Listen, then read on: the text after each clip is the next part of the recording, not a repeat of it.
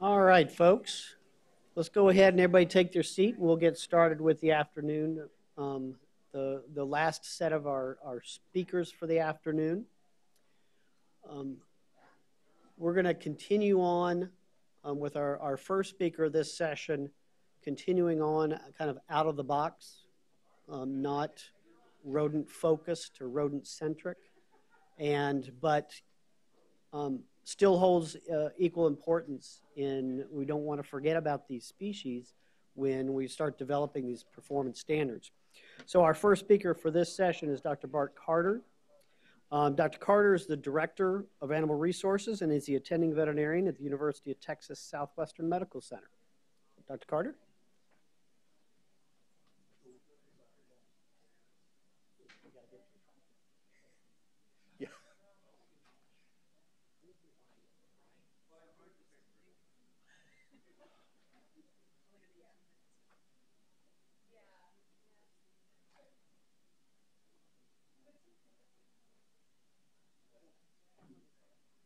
I did not bring enough jokes to fill this amount of time.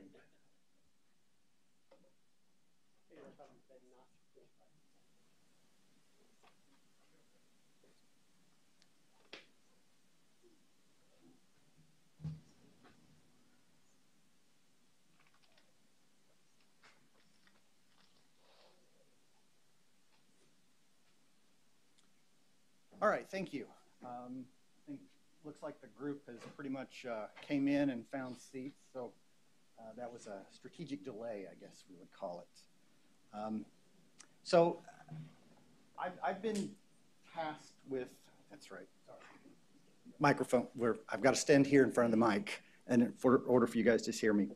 So I want to talk, so I've been tasked with talking about agricultural animals.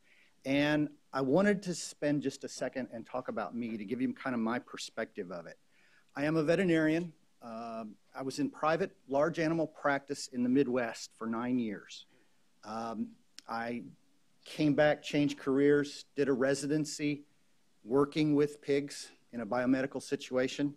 And then I worked in the programs at a couple of large Midwestern universities before moving on to my current position. So like many of you, when we talk about agricultural animals, the first thing that pops into my head is if we're not talking about a biomedical research animal, then I start talking and thinking about a production agricultural thing. You know, we eat a lot of these species, we move a lot of these species, and so many of us will tend to fall into that category and think of them as production animal species. You do a literature search on performance standards of any of the agricultural species, and it throws you down that pathway. You get feed efficiency and faster days to market and all sorts of things like that, which makes it different whenever you go to put it together and talk about performance standards.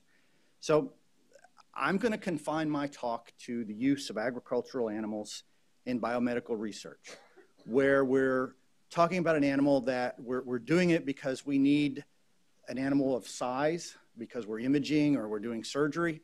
We need an animal because of its unique physiology. We're using them because of a defined reason that we need in a wide variety of fields that you guys are, I'm sure, familiar with. We also, when we talk about the agricultural animal, we have miniature swine. And, you know, we joke it's the transition species. They're small. They have behavior similar to commercial swine. They are susceptible to all the diseases and conditions of commercial swine, but yet their small size and their availability and their frequent use in biomedical institutions makes them a favorite. The staff tend to treat them almost like pets, or we tend to treat them and house them even like dogs in many of our facilities. So when we talk about using ag animals in biomedical research, a few pointers or a few things that I want people to talk about or think about. One is that they are herd animals.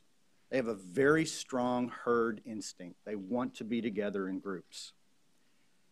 And then when we talk about the commercial breeds, these have been, genetically selected over years and years and years for growth and production characteristics.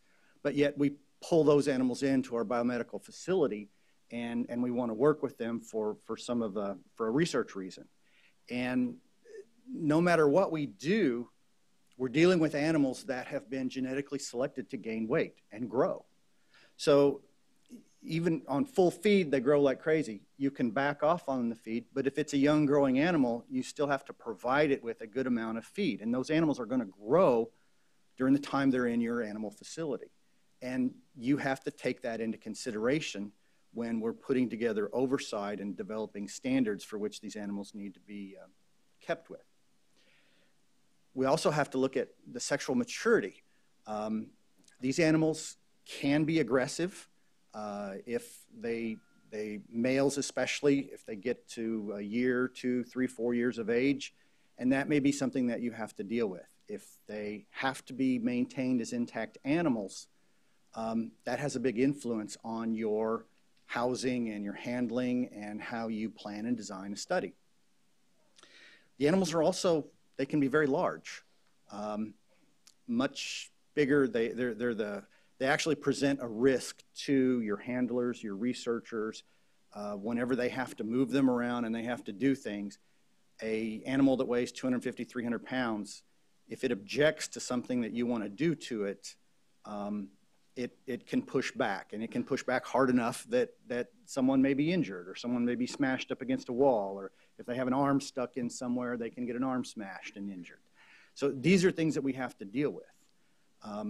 Their size is great because we can image them. They have a heart that's physiologically the same size as ours. There's a lot of things that make them great models, but there's also things that we have to be aware of.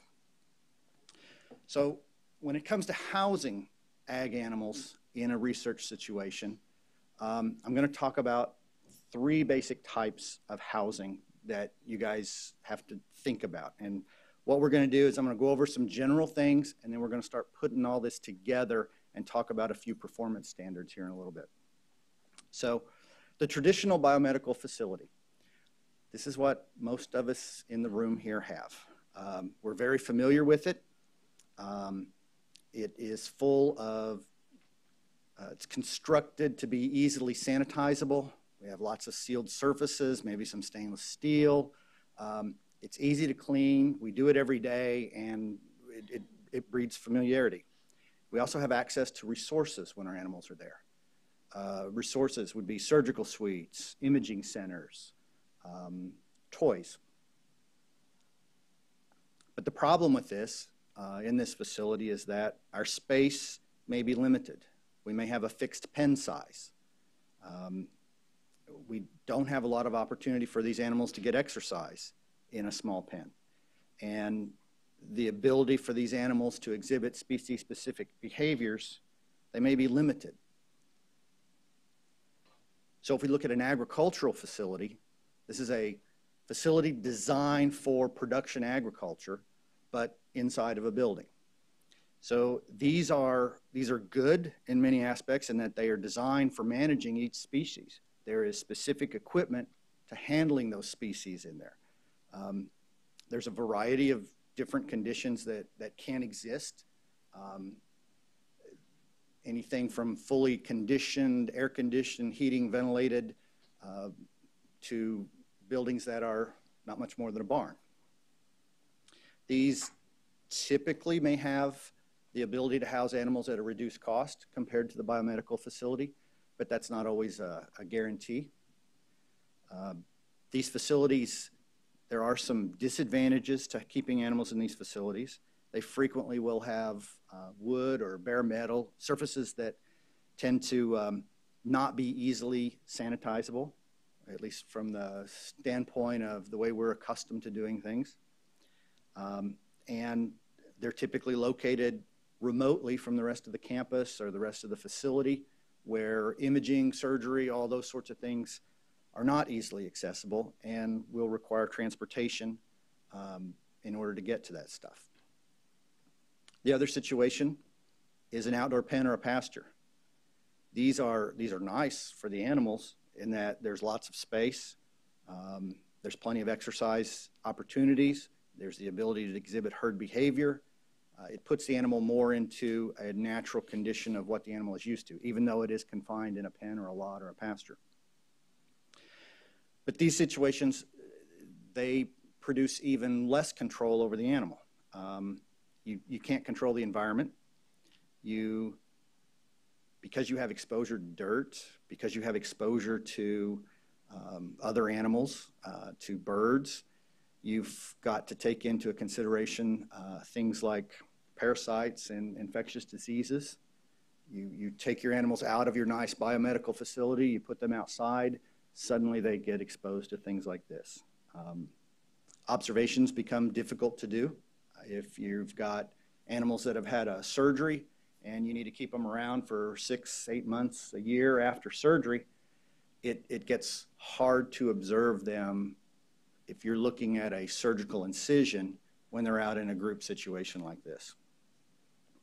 And as with other agricultural facilities, access to imaging, access to surgical facilities, all of this will typically require transportation, which adds to the issue of housing them there. So when you develop an ag animal performance standard, this has been said by several of the speakers earlier today, but really what it requires is that everyone involved in the process needs to be familiar with the basic needs of the species of concern. So if we're talking about pigs, or if we're talking about cattle, if we're talking about chickens, everyone involved needs to have a level of familiarity. And similar to some of the other speakers, this group it's the veterinarians, it's the IACUC, it's the husbandry staff, it's the research staff. Everyone, or at least each of those groups, needs to have a familiarity with the basic needs of the species that we're talking about. Otherwise, it's too hard to develop something. Now, I'm not here to plug a book per se, but this document, the Guide for the Care and Use of Agricultural Animals in Research and Teaching, it's in its 3rd edition now. 3rd edition came out in 2011. It's a good book to have if you are in a situation where you are housing agricultural animals in a biomedical situation. Even though you're not on a farm, there's still information in this text that's good. It's developed by the Federation of Animal Science Societies, FASS, and there's information there on the behavior of the animals, the things that the animal will do, what's normal, what's not normal. So you'll have characteristics of animal well-being. If you don't know what's normal for a pig, you can look it up in this book. Now, granted, it is focused at production agricultural situations, but it still has value. It is a book that is, it's peer-reviewed and it's very well referenced.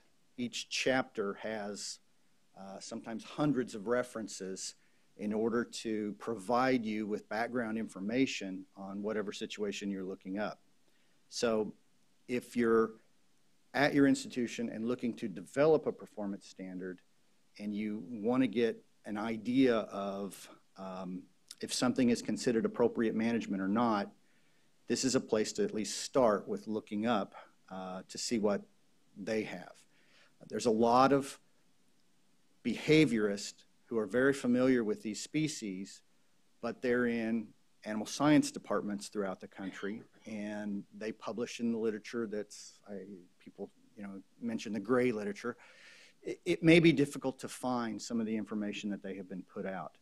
You look in the Ag Guide, odds are you can find studies that have been referenced that may help you in making your decision on what you need to know to develop or to approve a performance standard.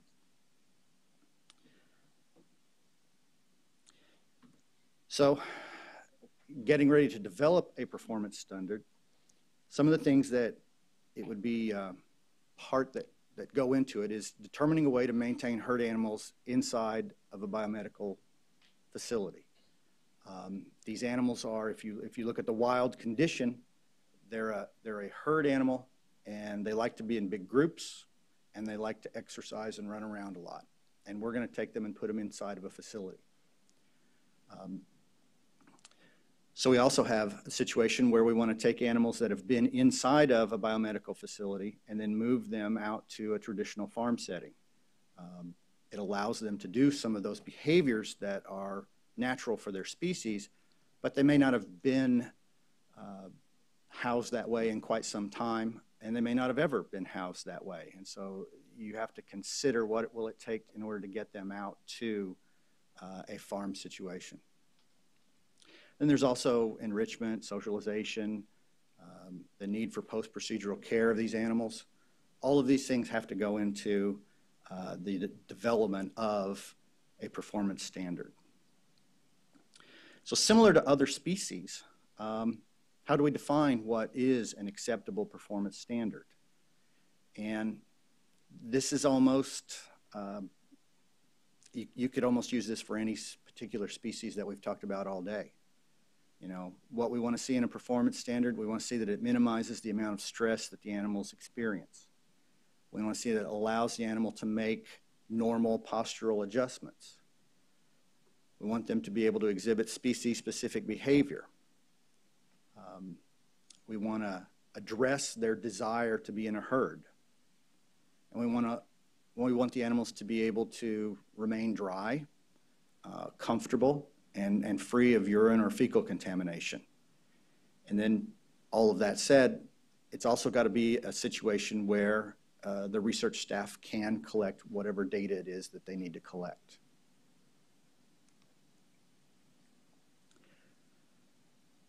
So some of the things we've talked about that turn into complications in developing a performance standard, the growth rates and the temperament that we've already talked about. These animals grow so fast, group housing becomes an issue because they get so big so fast that pens have to be broken up and groups have to be broken up depending upon the size of pens that you have available at your institution. You have to take into account the health status of the animals because you start mixing them with other groups, you're going to have respiratory disease outbreaks. You're going to have issues that you have to deal with from a health status perspective. These animals typically are not as clean, if you will use the term, as the animals that we get from most of our rodent vendors. And so it is very common to get an outbreak of a respiratory disease, virus or a bacteria, when you start mixing these animals from different sources. The studies themselves, they have an influence, and that is something that pretty much always has to be taken into account whenever you're designing a performance standard. Data has to be collected. The animals have to be cared for. Because these animals, because of their size, we are frequently using them for surgical procedures or imaging procedures, which means that they may have catheters, they may have bandages, they may need long-term administration of medications. You know, it's very common for them to have a cardiac surgery and then need to be on aspirin therapy for months and months and months. We'd love to kick them outside into an open lot, let them get their exercise, but they still have to receive their medication every day. And so all of this has to be thought up and put together in the development of a performance standard. So now I'm going to go through, give a few examples. I don't have the data, really, of a detailed performance standard that was developed like a couple of the other speakers did earlier. More or less, what I'm going to do is present some situations that I have ran into or situations where I've had conversations with colleagues where they at their institution were involved in the development of a performance standard, or where they had a situation at their institution where they thought that they may have a performance standard issue. So we'll start out easy and kind of work our way into some of this. So let's say you have a scenario. You have 5 100-pound pigs. You're in a biomedical facility and you have 25 square foot pens. That's all you have. If you look at the guide, it says when you group house pigs of that size, they need 10 square foot for each animal.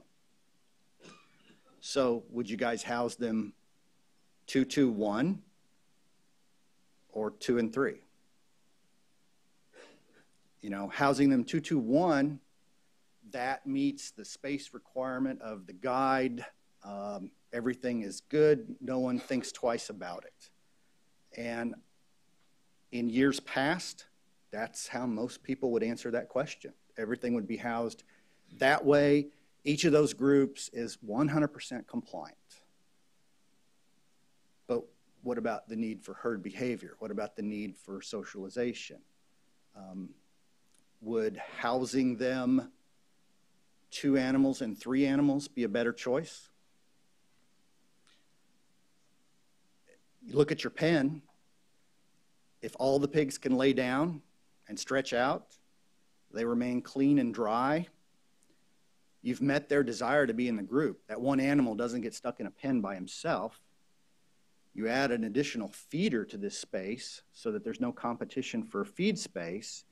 And I would make the argument that that might be better to house them 2, 3 than 2, 2, 1. Not a defined performance standard, but yet it is something to consider that many of us, when I go around and look at other institutions, many folks would house them 2, 2, 1 when they have an odd number of animals. You know, it's great when you can pair house everything, but there are a lot of times when there's an odd number of animals. So what do you do with that odd animal? Does he get stuck by himself, or do you group house and go over the space requirement? One that's a little bit more thought-provoking. So a farrowing, say you have a situation where you have a need inside your facility to farrow out a sow.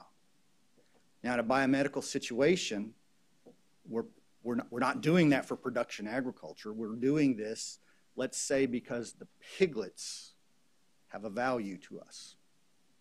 We're either looking to do surgery on an animal that's a day old or a few hours old, or we've made a genetically modified pig, and those animals are the focus of our research and the focus of what we're wanting to do.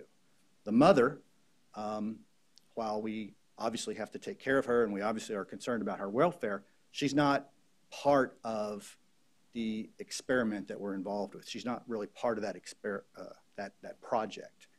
She just is there because she has to be there in order to produce the babies. So we have to address her, but the goal of the study is the piglets. So if we look at this, basically standard agricultural practice would be to put the mom in a farrowing crate for about a week before she's due, and then she's with the babies for 3 weeks until they're weaned. So then you can pull her out. But that means that she's in a farrowing crate for about 4 weeks.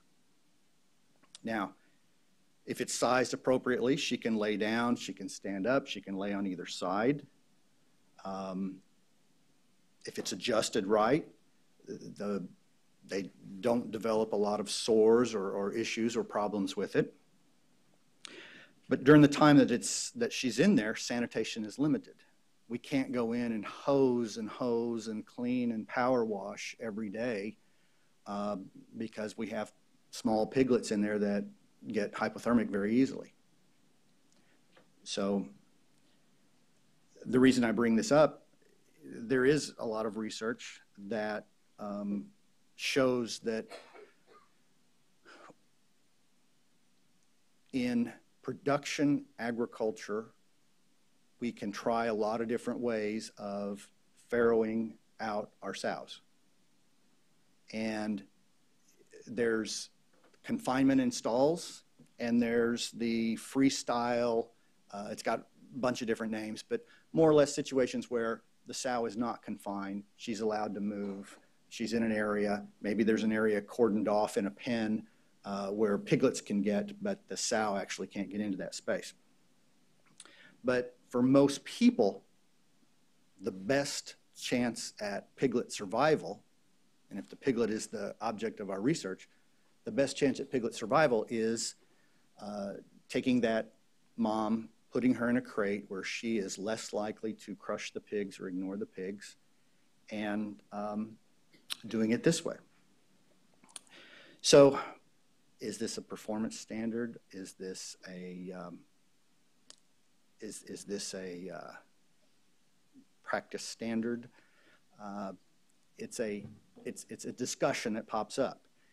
You know, you end up with a biomedical facility where you have pigs in crates farrowing in the middle of your biomedical facility. But I can tell you from experience, the sows adjust to the housing quite well. And as long as you adjust it, they do fine with it. So now let's talk about farm settings. You know, we talked about these. In the farm setting, you get a lot of opportunities for group housing and a lot of opportunities for herd behavior. You normally get the opportunity to provide quite a bit of space per animal.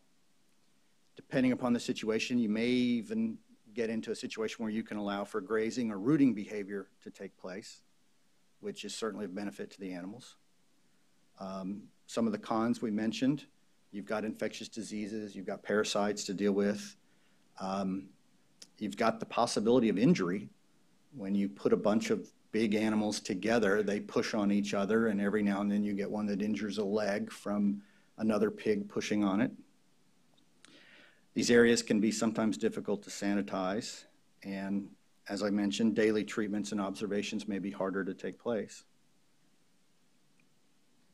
So what if you're at an institution where you have biomedical animals and agricultural animals that are housed together in the same facility? Not in the same pen, but you're at an institution where you've got pigs. I'm a pig guy if you guys haven't figured that out. But let's say that you have pigs that are maintained for the purpose of biomedical research, and you've got pigs that are maintained for the purpose of agricultural research. And you have a large facility designed to house pigs, so you end up in a situation where you've got agricultural related pigs in one area and biomedical related pigs in another area. This actually happens more often than you might imagine, especially in the US. So how do you put together, what is the performance standard? How do we maintain this? What do we do? You know, does the presence of one negatively impact the other? Does the presence of the biomedical pigs have a negative impact on the ag pigs if you're in there treating them differently? Or does the agricultural pigs have a negative impact on the biomedical pigs, again, if they're being treated differently? This is a situation that group of people I mentioned before, the AAALAC, the veterinarians, the researcher, the animal husbandry staff, everybody gets to come together and talk and think about this, because these types of situations do exist more commonly than we think. These are the things that you have to think about. You know, can you mix all those pigs in one room? They're not together, but they're still going to be close enough that they may impact each other from a health perspective. Sanitation schedules may have to be altered. You know, how often do you go in there and clean and sanitize and hose? And, you know, ideally, what do you want? You want your pigs to be clean and dry. So all of those factors have to be thought of by that group. So performance standards relate to husbandry.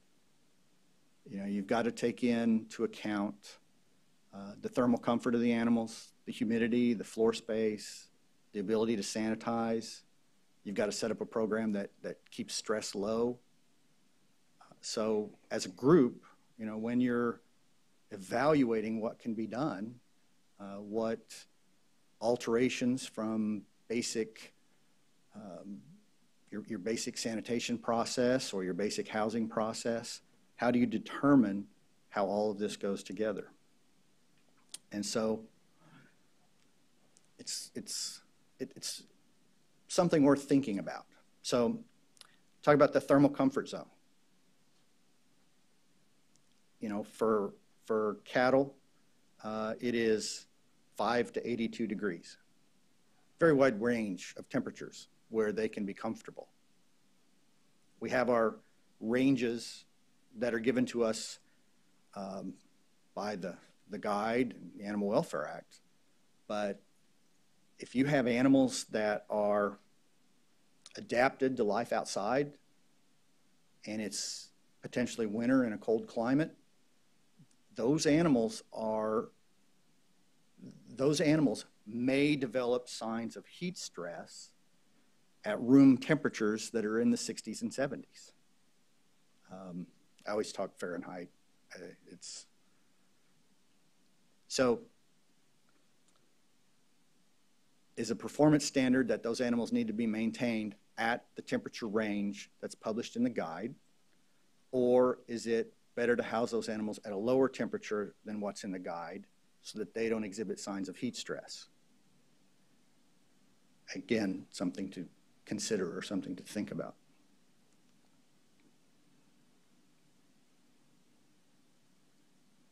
If you bring them in, that group of folks, everyone needs to be aware of what the signs of heat stress are. And just as an FYI, you may want to consider having animals shorn before you bring them in. Part of that, everyone in the group needs to be aware of the normal behaviors and normal physiology and normal requirements of those types of species. Another issue that seems to pop up when I talk to folks a lot is ventilation. So in agricultural facilities, it's quite common to have a type of ventilation that is frequently known as tunnel ventilation. They're quite complex systems, can be manual or can be controlled by an automated building management system. But they're a very different system than our biomedical facility 10 air changes per hour that's mandated by the regs. What these do is they have set points for temperature, set points for humidity, set points for potentially even ammonia levels. And the fans that are set up in the building adjust. The openings in the building, the dampers in the building, or the curtains in the building are adjustable. And the system then adjusts itself to establish what's known as the comfortable conditions for those animals. So in a large building designed for agricultural species, this ventilation rate can be more accurately determined by these systems than a system that just simply says 10 air changes per hour. So when you look at the size, the number of animals, their age, what they're eating, the amount of waste that they produce, the way that you handle their waste, and the atmospheric conditions outside, those systems that are frequently in agricultural facilities may actually produce a better environment for the animal than something that's just set at 10 air changes per hour and goes and goes and goes all day, every day, regardless of what's going on. If you've not been around these situations, these buildings that have these systems in them, they can be very comfortable. Even with large numbers of animals, they can be very comfortable. So moving on, poultry. Another situation that pops up a lot. We all recognize group housing poultry on a solid surface is definitely the preferred housing system for these animals. But we know that there are situations where individual egg production collection may be needed. We've ran into this before with when we have tried doing chickens as antibody producers, polyclonal antibody producers instead of using rabbits. You know, it's great to move away from the rabbits, but then when you get into the birds, you have this situation where each bird is producing a different antibody, or pairs of birds are producing different antibodies, and you have a need to collect their eggs and know that this egg came from this bird. So you end up in a situation where you've got individual housing of these animals so that you can collect their eggs. We know that when we're dealing with layers, you know, moving them in and out of pens and moving them around can be stressful for them. And it can also, when you pull them in and out of the cage, it can frequently lead to injuries with wings.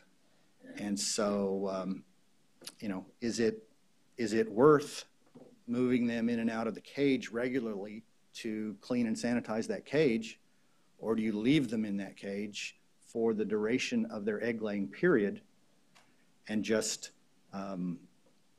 clean the pans underneath, clean the floor underneath, keep the environment as clean as possible, but leave the animals in there? And that's a question for the oversight group is do the birds need to be moved, or can a situation be set up where they're maintained in that situation, clean and comfortable, and the need to move them is not there?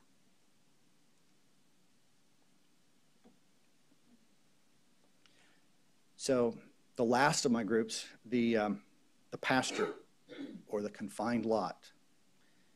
These are, you know, from an animal's perspective, this is where they may like to be. There's lots of space for them to exhibit normal behavior. There's plenty of space for timid animals to get away from aggressors when they're thrown in a big group. There should be sufficient dry space present, and the needs of the animal, their thermal regulation should be addressed. So they've got shade if it's a hot climate in the summer. They've got a windbreak if it's a cold climate in the winter and there's winds that prevail from a certain direction. How do you evaluate an area like that? It's very difficult. I talk to folks, you know, has anybody familiar with a performance standard that they've tried to adapt or develop and put it into a pasture or a confinement situation? I don't really find anything. And nobody, there was no one that ever really offered me any advice. I know that this gets done. We all have tried to do it, and I've seen where folks have turned animals out into pastures and dry lots, but there wasn't a lot of discussion. There wasn't even a lot of discussion on how you evaluate those areas. And so one of the things that I would throw out is, you know, you as an oversight group, the conditions are what they are. If it's raining outside, it's wet outside. But look at the feeders, look at the waters, look at the general condition of the facilities, the pens, the walls, and then the drainage for the area, as well as how manure and waste are managed.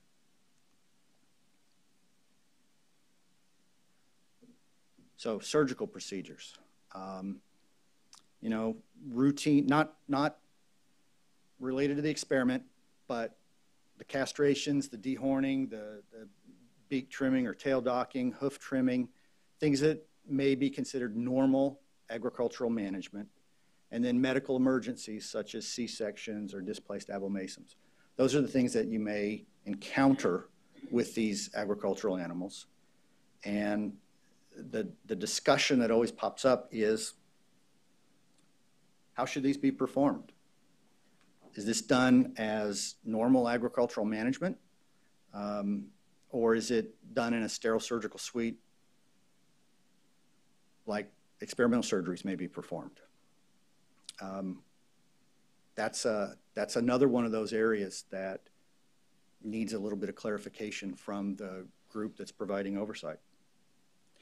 So if routine procedures are performed as a normal ag practice, what I would say is that the methods should be the least likely method to cause pain or distress to the animal. Pain prevention should be utilized, and techniques should be written in an SOP that is reviewed by the attending vet and the IACUC. And then medical emergencies should just be dealt with as sterile surgeries.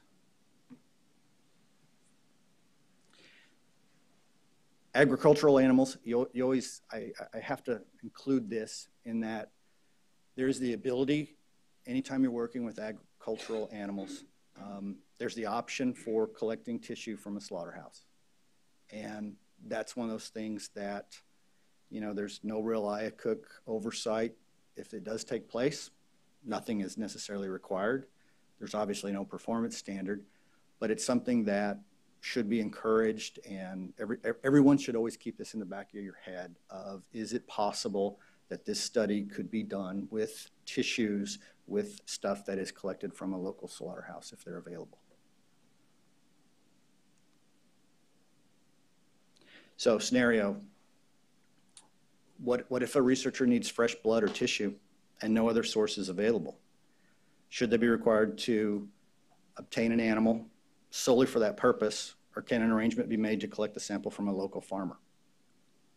So all they do is they have a need for fresh blood, say from a goat. It has unique red blood cell properties.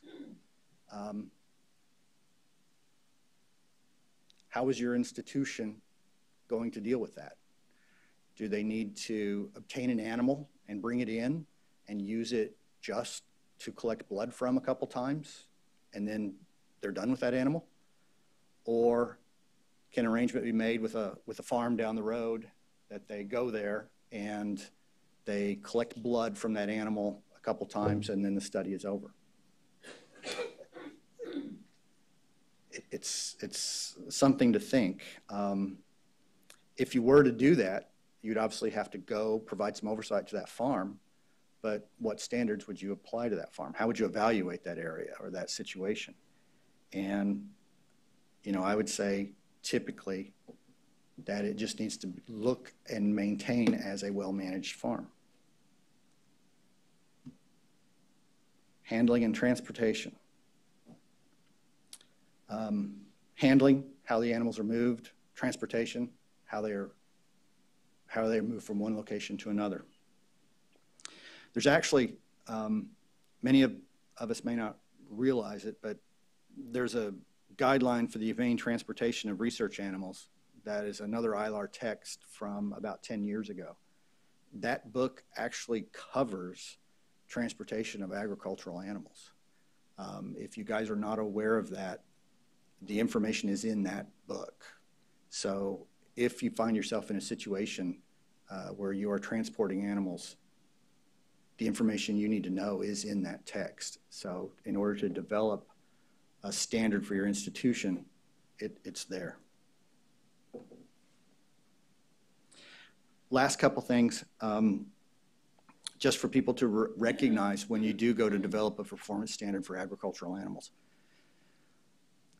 When you deviate from keeping these animals in a traditional biomedical facility, housing them, you then put them in a situation, if they go to an agricultural facility or if they go to a pasture or a pen, you do get into a situation where they may need vaccinations and deworming. You raise a set of circumstances where there may be other things that may complicate a surgery, and those may develop.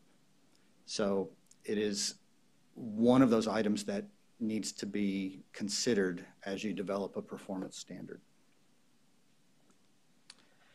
And that's all I have.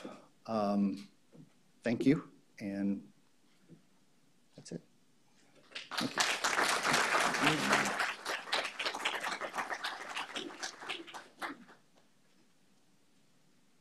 All right, thank you very much, Dr. Carter. All right, so we're going to move on to our next speaker. Our last two speakers on their perspectives are now we're getting away from the end users, and we're getting other stakeholders. And I view these stakeholders as kind of the outside non-regulatory folks that are important stakeholders in this whole process. And to begin is Dr. Kenneth Litwak. Dr. Litwak is a laboratory animal advisor for the Animal Welfare Institute here in Washington, D.C. Dr. Litwak.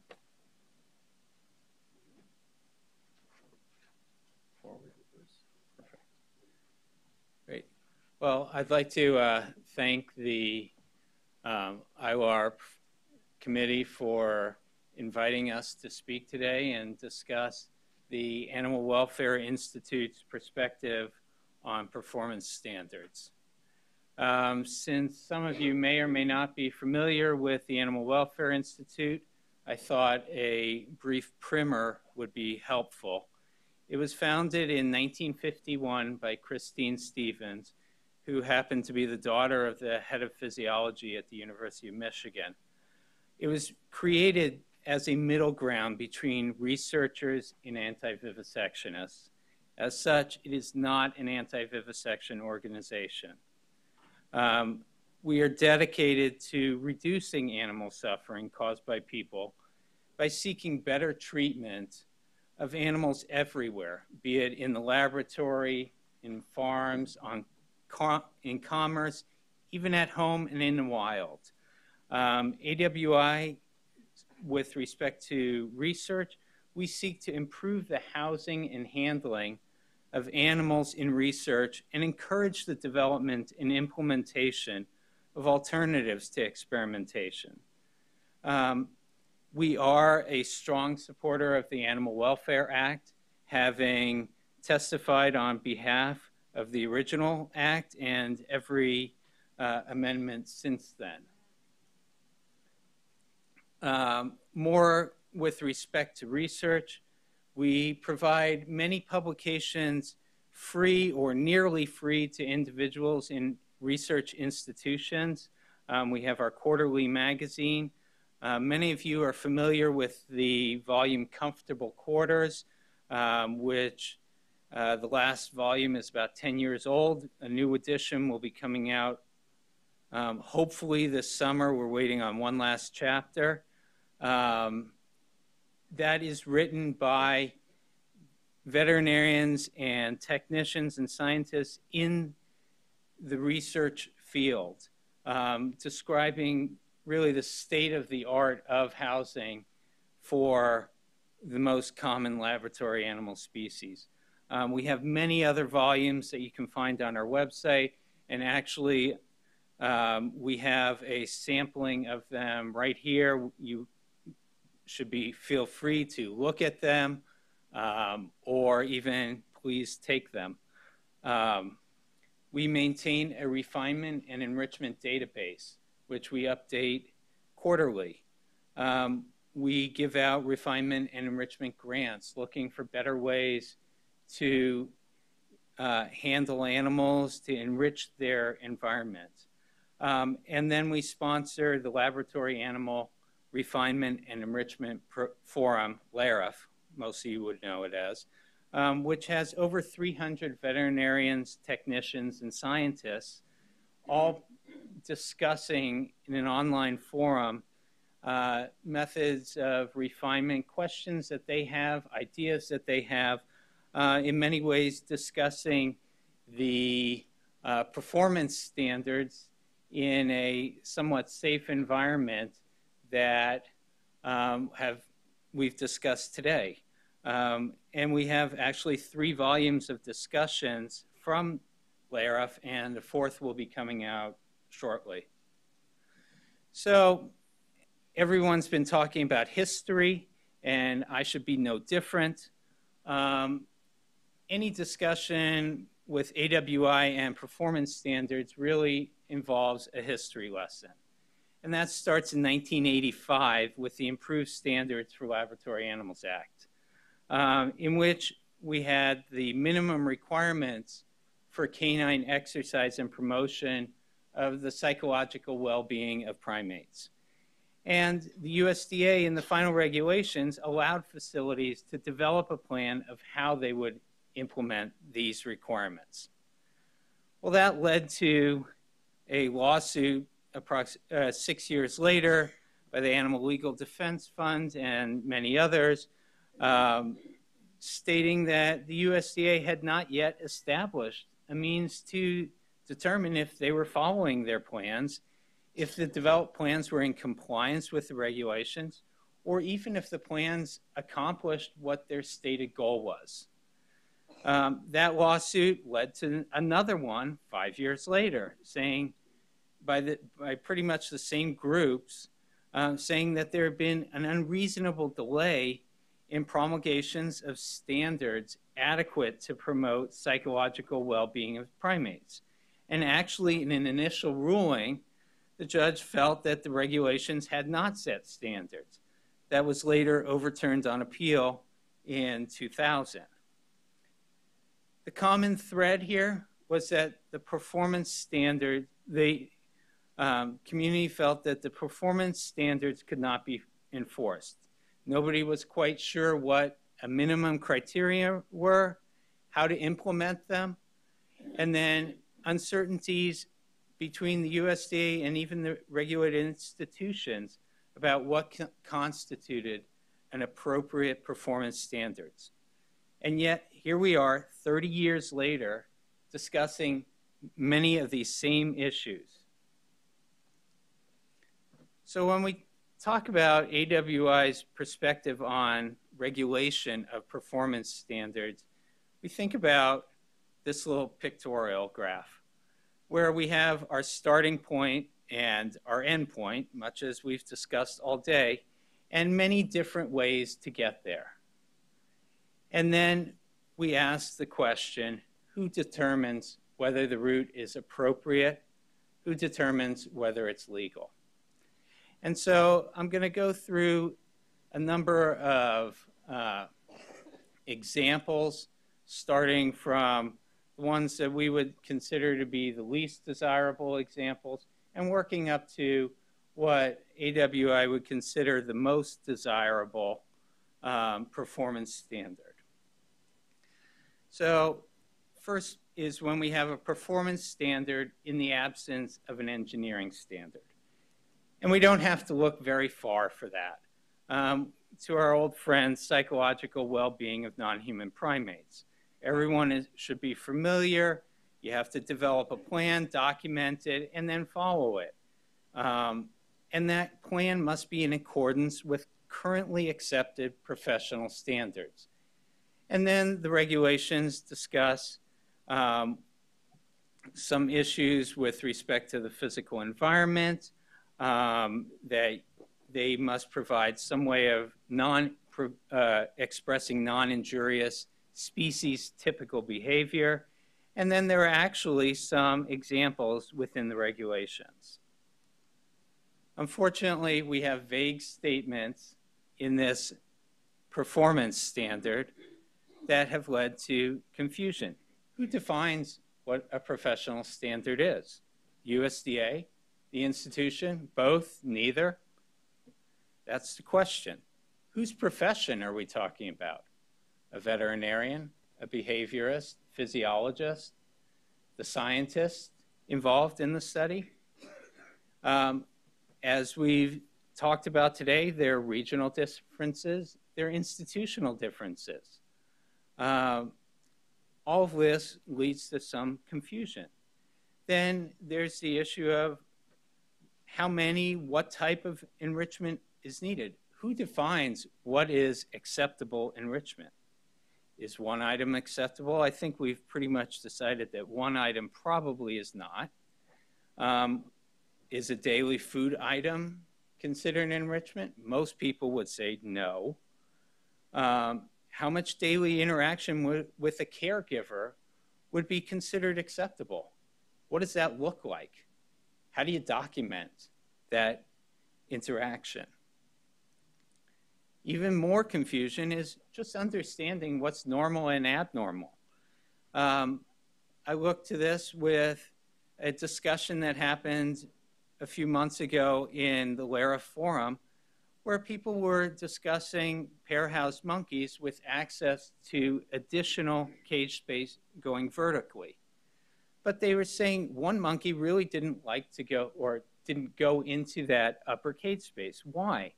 Well, a lot of ideas were posited by various people. One, it may not like the upper cage. The dominant partner may prevent access to that upper cage. There may be even physical issues.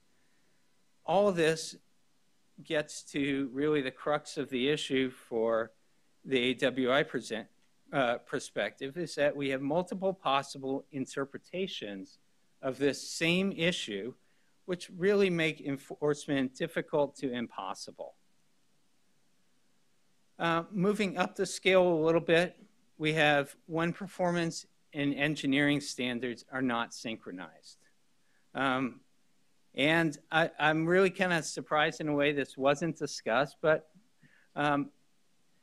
we have non-human primate cage space. So our engineering standard, we've gone over this today, primary enclosures must meet a minimum space requirement. And then we have a performance standard, which says you have to give them sufficient space to make a normal postural adjustment for freedom of movement.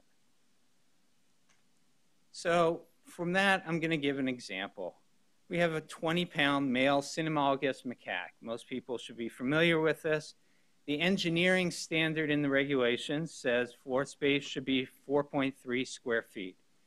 The performance standard, as we've discussed, allow normal postural adjustments.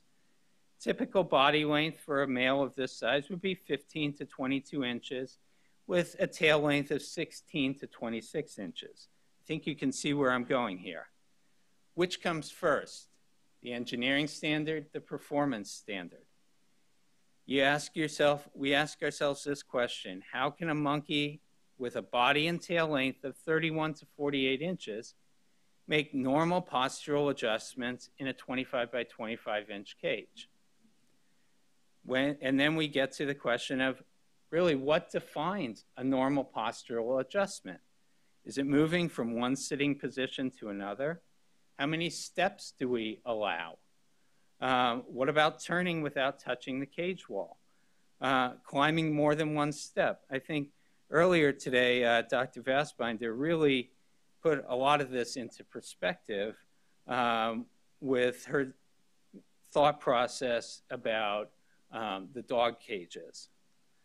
And so then we go to what AWI would consider almost an ideal performance standard. And that would have been the 1999 USDA draft policy on environmental enhancement to promote psychological well-being of non-human primates. In this very exhaustively written and researched policy or draft policy, it described typical behavioral needs of primates, many strategies, the critical elements that would need to be addressed in an environmental enhancement plan. It gave a very long relevant literature list, and I'm happy to say including comfortable quarters. It even talked about the specific needs of the most common primate species. It gave many examples of specific enrichment techniques, and so really encompassed everything that we've been discussing at great length today. Unfortunately, the policy was never implemented. And of course, when we consider engineering standards or performance standards, we have to add the caveat that currently exists, is that there can be exemptions when required by a research protocol or in the judgment of the attending veterinarian, both with the approval of the AAALAC. So when we get down to how does AWI see performance standards, right now they are not acceptable alternatives to the engineering standards. They may be acceptable in support of an engineering standard, but only if they're properly synchronized. And as we've discussed a couple of times today, the current engineering standards really should be considered just a bare starting point to be added to or adjusted to accommodate a larger range of species typical behavior. And I'm going to end with saying that AWI really does appreciate those individuals in research institutions who are providing more than that minimum engineering standard and recognizing that all animals require an enriched environment. And I thank you.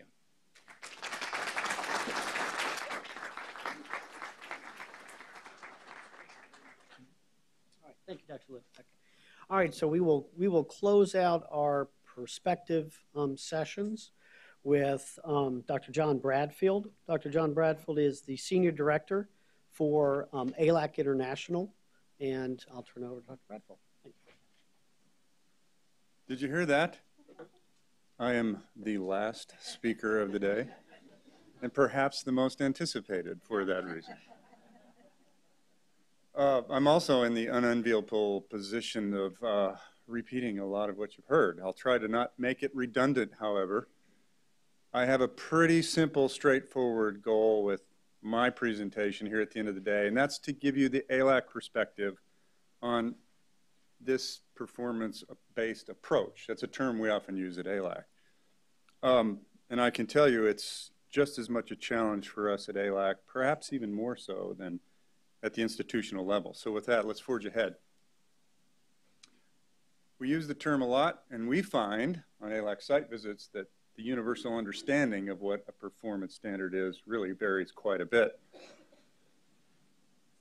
I consulted this esteemed reference resource here on what performance standard is, and I got 0 hits. So I looked up performance and got this, which is a little unsatisfying in the context of today's discussion, but that's dictionary.com. A little better perhaps with standard. So you combine those two and we're getting a little closer, but this also popped up. I just had to chuckle. So with all the talk of the USDA, I thought this may be applied for today. That will ignore the second possibility here for the purpose of our discussion. And no, we're not through talking about the guide quite yet. I won't belabor the history, but I will say that about the time I became involved with AALAC International and doing site visits was about the time you see the 96 version of that guide there. It really was a game changer for AALAC in that it really codified this notion of performance-based assessments, performance-based standards in the management and operation of an animal facility, a research animal facility. Before the advent of the 96 guide, conducting site visits to assess whether or not an institution met the standards of the guide was a fairly straightforward process. We came in the door for a site visit, and we sort of looked at the previous editions of the guide and said, are you doing it the way it's described in the guide? If the answer was yes, you're good to go. If the answer was no, we might have an issue. The 96 guide changed that. You had a lot of flexibility. You had a lot of possibilities. There was more than one way to do things. There was no one right answer. So our learning curve at AALAC was really quite steep. In fact, 96 guide was used for about 14 years. We were just getting comfortable with the 96 guide when ILAR, in complete indifference to AALAC's comfort level, came up with a revised version. It was well needed. 14 years is a long time for one version of the guide. And it's been said that the new guide is twice as long. There's a lot more in it. A lot of that language really extends the concept of the performance-based approach that originally appeared in the 96 guide. So the 8th edition of the guide now for AALAC created yet one more level of challenge as to how we use a performance-based document. Clearly, the intention of the authors of the guide was to reach that goal, increase the level of performance standards. So now AALAC had another level to deal with. Not to besmirch the other primary references we use in AALAC, Dr. Carter's already mentioned the Ag Guide, something we use a lot. You get to choose when the standards of the Ag Guide are more appropriate for your institution, perhaps, and when we're in Europe, ETS 123. Of course, we expect adherence to all national, regional regulations. In case of Europe, the directive, here, the USDA animal welfare regulations. So those are our primary reference resources. But for my purpose today, I'm going to focus mostly on the guide, even though there's a lot of performance-based language in these other documents. So an example of how the 8th edition sort of extends this business of performance-based approach. You don't have to read all the words up there. Try to highlight sort of a stumbling that the AALAC Council had when they read this passage. So this first sentence, in general, when we talk about cage cleaning, cages and bottles and the like should be sanitized at least once a week. The 96 guide also said that. That's pretty easy to deal with. You're doing it once a week? Yes? Okay, you're good. Well, now there's more language in the 8th edition of the guide, particularly with respect to ventilated cages, individually ventilated cages. Frequency may be extended beyond a week. So the guide is allowing for some flexibility given certain cage conditions and cage types. Well, how long? And of course, the council didn't know the answer to that question either. And we saw institutions that had variable intervals for cage sanitation for ventilated racks. We began to wrestle at the council table about, well, what's appropriate? What is the performance standard here? Just one simple little example on one topic of how the challenge for AALAC is how do we assess when you take a unique approach to reach a goal? Well, the council kind of developed a performance standard for how it assesses your performance standard. Are we getting circular? I don't know, maybe so. But I thought this was a terribly enlightening exercise for me. The council literally got together around the table and said, how do we deal with this? Because we're seeing all sorts of intervals. What do we expect institutions to do in order to establish a proper sanitation interval, a performance-based sanitation interval? So the first one was easy. Council said, okay, if you're doing it once a week, the guide says that's good. So we say that's good. So we have no comment. I will say that this assumes that all animals in cage conditions appear, the animals appear healthy and the cage conditions are good. So we have no issues that we're dealing with. That's a separate thing. If we see issues in the cage, we'll comment directly on those. So the cages are fine, the animals are fine, but what interval is fine? 1 week or less, no comment. The council then said 1 to 2 weeks, up to 2 weeks, but not longer. This should be approved by the AALAC. The AALAC should be aware of this standard practice. There should be some information that the AALAC considered when determining whether or not this interval was acceptable. It need not necessarily be an intensely rigorous process by which the AALAC made this decision, but it should have been an active, intentional decision by the AALAC. Getting back to Dr. Turner's comment of a practice standard, a 2-week interval on many ventilated cage racks for rodents is kind of an industry standard, if you will. There's a bell curve here, but if you take that center part of the bell curve, a 1 to 2 week interval seemed to be kind of an industry standard, a practice standard, if you will. So the AALAC should know about that and have, quote, blessed that interval. Longer than 2 weeks. Well, then you're getting into trickier territory. We don't see this quite as commonly, but it's certainly done. So what measures should the AALAC take in order to determine whether or not a longer than 2 week interval is appropriate? And here's where we start to get into this performance-based approach in a real nitty-gritty way. We want the AALAC to have looked at the practice, had data, preferably some sort of objective data that demonstrates that the practice sort of meets the goal of the guide, and that is to have clean cages and healthy animals. So how does the AALAC know, in this case of a longer than 2 week interval, that that practice meets the standard of the guide? Well, the AALAC needs to have information at hand in order to make that decision. What kind of information? Well, the AALAC gets to decide, but this needs to be careful and thoughtful. Of course, if we're talking 15 days, that's a different scenario than if we're talking 1 month. So the longer the interval, AALAC would say the more rigorous and in-depth the review by the AALAC needs to be with clear evidence to show that the AALAC made a careful decision on whether or not this practice met the standards of the guide. So when we're looking at your cage change intervals, this is sort of the mental gymnastics going through the mind of the site visit team. Again, one simple little topic in the guide. I don't know how many topics there are in the guide. I should count those, but there's a lot that might fall into this performance-based approach, a lot of work. The guide's interesting when you sort of step back at the 40,000 foot level. This has been stated, but I'll restate it here.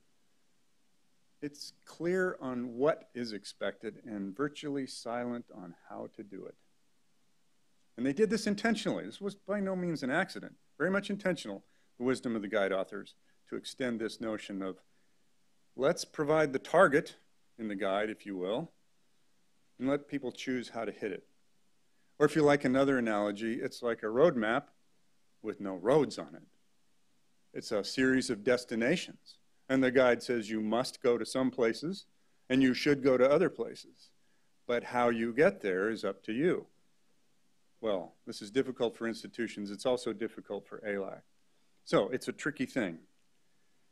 It requires a lot of interpretation of the document itself, much like this classic image. We're all looking at the same thing, are we not? Some see an old lady and some see a young lady. I don't know if I should try to capture the, well, you see what you see. If you're really clever, you can see both simultaneously. So we're looking at the same thing. Let's imagine this is the guide. And it is in our own context that we take away different interpretations. I'll give you an example of how I think this interpretation of the guide gets very important. I visited a laboratory animal producer. They produced cages and automatic waters and supplies for biomedical research. They were having a company meeting, and they foolishly asked me to come and do a presentation. But they had a lot of questions they wanted to ask, and I got a really good question on this topic. You think I'm obsessed about cage washing. I didn't realize that until I'm standing here. I'm really not. But this was their question. There was a multinational corporation, did business around the world, and this question happened to involve an institution that was AAALAC accredited outside the US. Could have been in the US. And they said, we were at a facility, and we were installing some equipment, and they did not have a cage washing machine. And we were astounded that they were AAALAC accredited. How can that be? So that was the question. Literally, they were just mystified. And so we went through the whole exercise. I'll not go through that here, but my answer was a question that I'm likely to do in many circumstances. Show me where in the guide, the book of targets or goals, that says you have to have a cage washing machine. And of course, they couldn't do that. Nobody can, because it's not there. You have to have clean cages. The manner in how you get to that clean cage is completely up to you. Of course, the guide has a lot of language about mechanical washers versus hand washing and the like. So it was quite enlightening for them to sort of see this document in a new light. They thought it was a roadmap of how to do the business of animal care and management, when in reality, it was a set of goals. So the bottom line is, with this interpretation issue, I've got the IO in here. That's a little bit debatable. Sometimes they're high level. I don't want to get down in the weeds. But certainly the IACUC and the AV, the onus is on these folks to really be very accurate and expert in understanding the goals of the guide. If you don't know what the benchmark is, you can't set a performance standard. So that might be my first sort of take-home point. Being expert in what the guide says, and just as importantly, what it doesn't say. It doesn't say you have to have a cage washing machine. It says you have to have clean cages. Second ingredient that's essential, it's been said already today. I'll not belabor it, but I think it bears mentioning. I think Dr. Nelson Garnett, former director of OLA, coined it best. And the question was asked just recently this afternoon, whose professional judgment? It's not one person, it's a body of people that come to agreement, as Dr. Vastbinder said, on what the best practice in a given context is. So it's not the judgment of one professional. Or I prefer Will Rogers' definition as well. I love this definition because it sort of codifies my approach to life. I have to exercise a little bad judgment in order to get some experience and perspective. Perhaps many of us do. This might be my take-home message here, sprinkled in the middle of this presentation. So site visit teams in the council are thinking kind of along these lines when it comes to establishing a performance standard. This is not formulaic. It doesn't say this in the AAALAC handbook anywhere. I simply tried to capture what happens when the site visit team evaluates your program and the council looks at that site visit report. So we expect you to sort of go through these steps, and I'm going to have a couple of examples here, and then we'll be done. One, precise, detailed definition of the goal. I can't emphasize enough, precise and detailed. And you have to figure out what you will measure in order to determine whether or not you're meeting that goal. Objective data. How do we know that we met the goal in number one? And then thirdly, what's your evaluation process? Now that you know what you're going to measure, how do we measure that? At what frequency? This is sort of what the exercise we expect you to go through when you are establishing what your performance standard is. I'm still in the cage sanitation thing. My apologies. I didn't realize it. So, we're an institution, and we have a lot of rodents, and AAALAC is coming to visit next month. And we're wondering if our sanitation policy meets the standards of the guide. So our goal here today is to sort of figure out, this is a hypothetical. I'm not putting these ideas forward as the right way to do it. They're just things we tend to commonly see. They'll look very familiar to you. But this is one way to achieve the standard in the guide. Well, what's the guide say about what clean cages are? So we'll consult that benchmark, number one. What's the goal? It's kind of weird. That's our outcome, as Dr. Vastbinder said. We jump right to the outcome. What do we want? Well, the guide gives us some guidance on that. We should include that in our definition. So, solid bottom cages, changed once a week, and IBC cages maybe a little longer. The guide leaves that door open for us to determine that frequency. And then there's a lot said here, but I don't know if you can see the red. I can't. This bottom statement really sort of captures pretty well an idea of what a clean cage is, although it's still sort of vague, isn't it? Should reduce or eliminate vegetative forms of bacteria, viruses, and other organisms.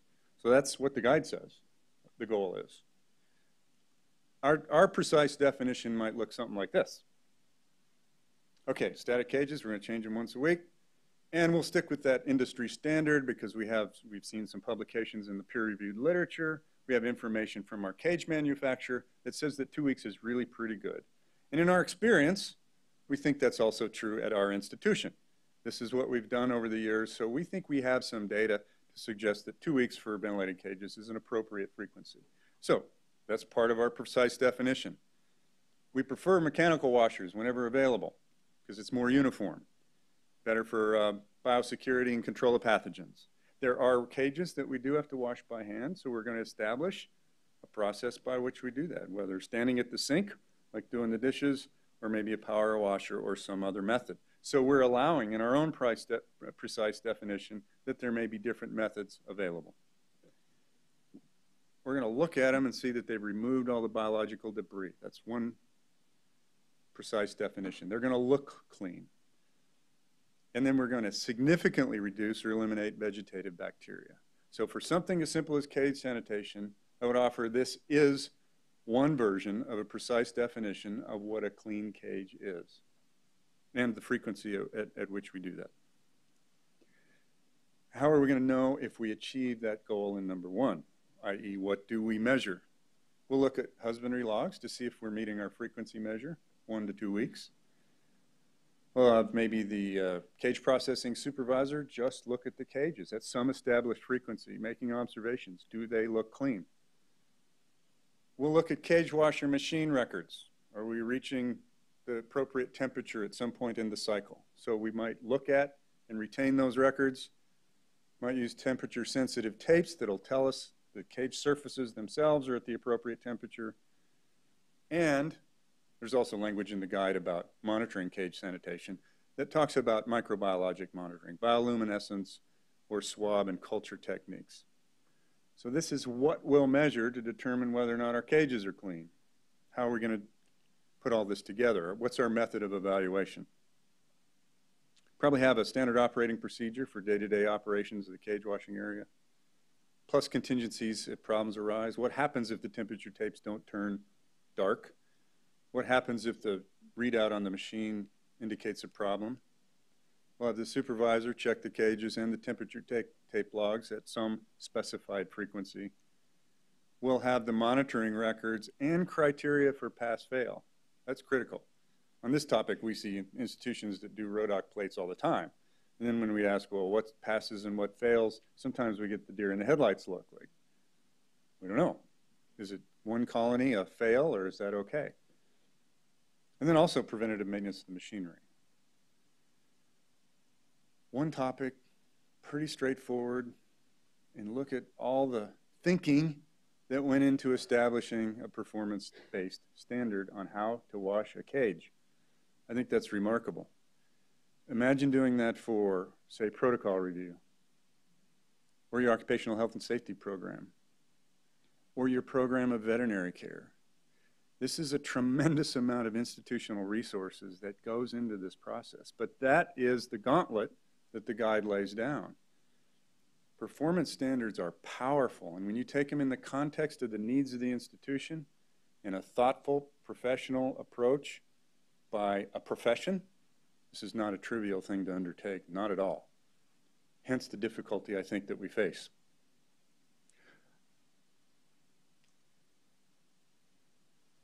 One quick word about what we call global or program-wide exceptions to the guide. There are times when institutions need to develop or evolve a practice that technically may not meet something described in the guide.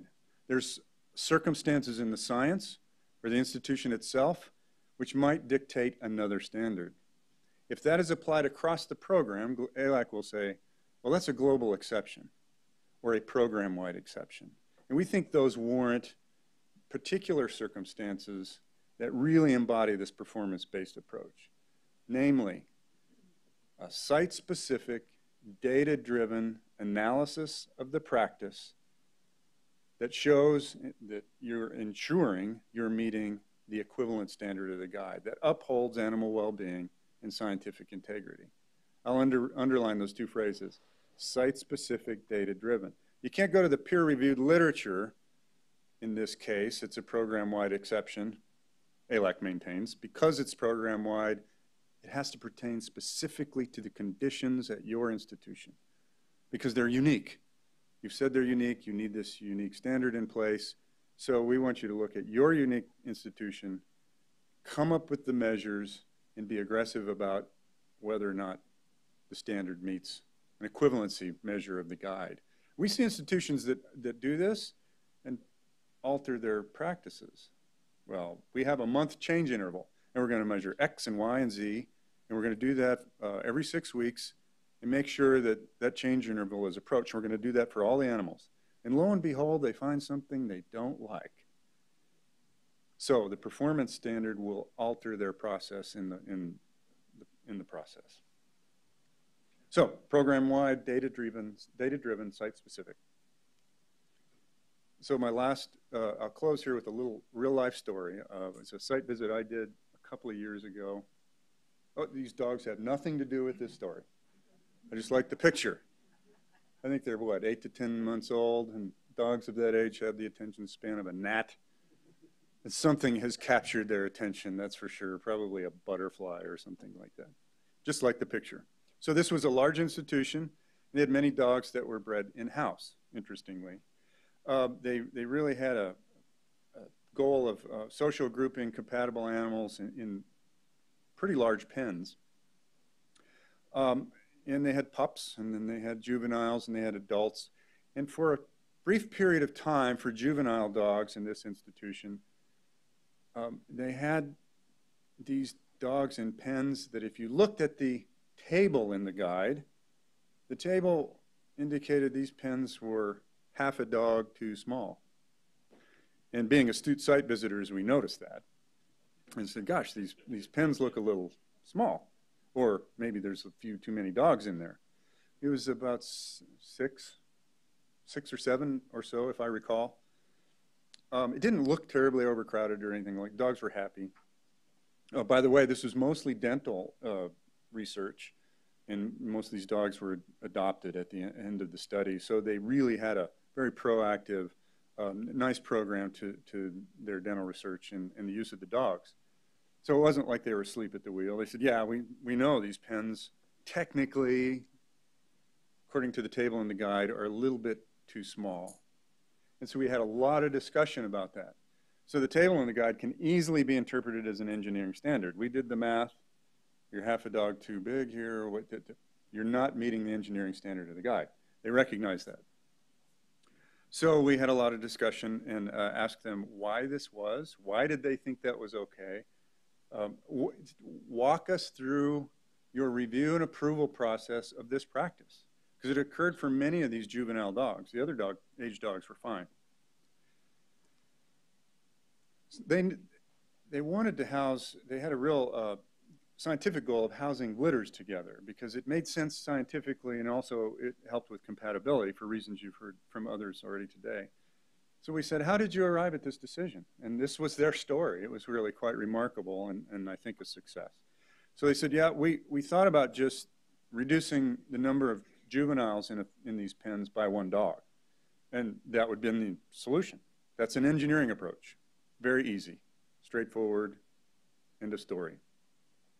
But because they had this need for housing litters together, and there was this scientific reason for having groups of a certain size, they knew that it was a little bit trickier than just removing one of those juvenile dogs, the time when they were going on study, by the way.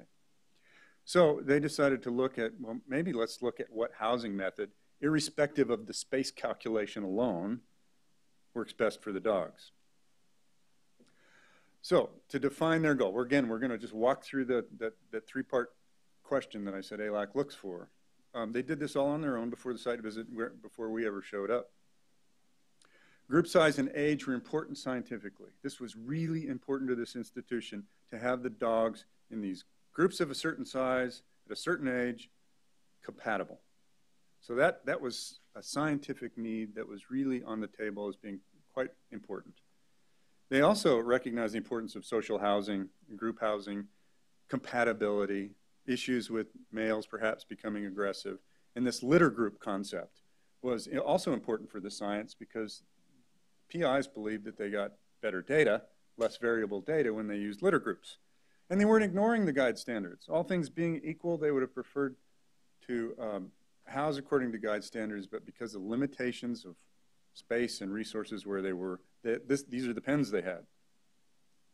So that's the definition of the goal. What were they going to measure to see if they were meeting an appropriate standard for these dogs?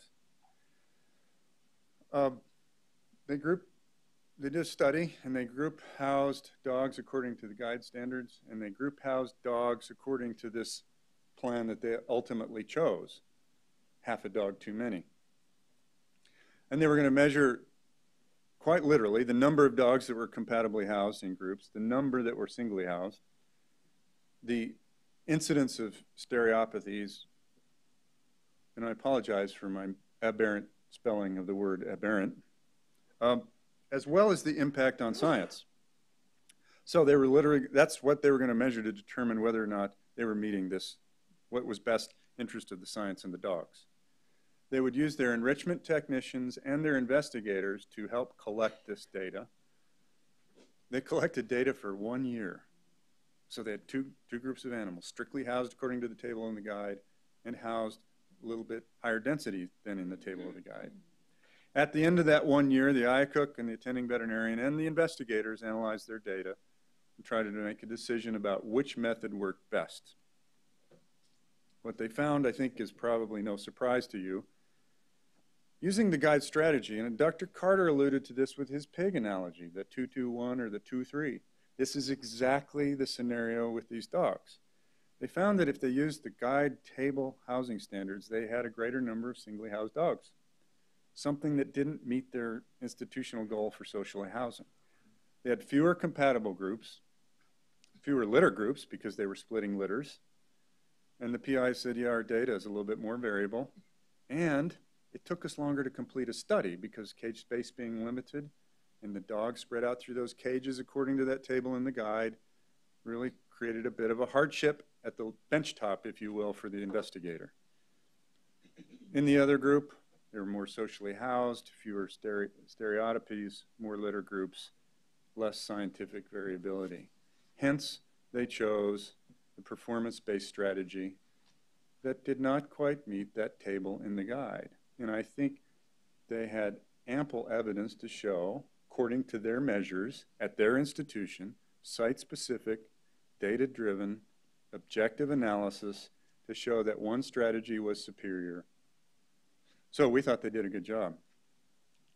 All that to say we had no finding with regard to dog housing. So again, I'll just reiterate here in closing that this is the basic approach that we think about when we're conducting site visits and analyzing your program. A precise and detailed definition of the goal, how you're going to measure, what you'll measure, and how you will measure in order to make sure that you're meeting that goal. And you are at the end, well, I guess we're not quite at the end of the day, are we? You're almost at the end of the day. Thank you.